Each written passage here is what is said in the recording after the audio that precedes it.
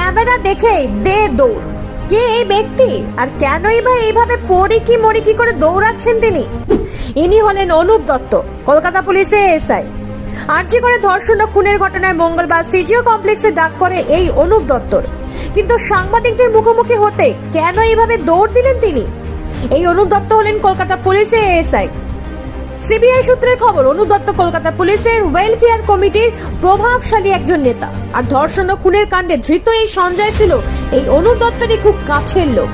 সঞ্জয় এই বারবারন্তের পেছনে অনুপ দত্তের প্রভাব রয়েছে বলে জানা গেছে। ঘটনার পরের দিনই এই অনুপ দত্তকেই ফোন করে সঞ্জয়। সঞ্জয় পেশায় সিভিক ভলেন্টিয়ার ছিল, কিন্তু তার প্রভাব ছিল প্রচুর।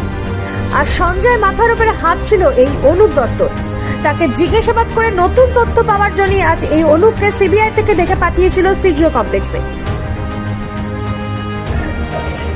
পড়ে যাবেন, আস্তে আস্তে যান, আস্তে যান।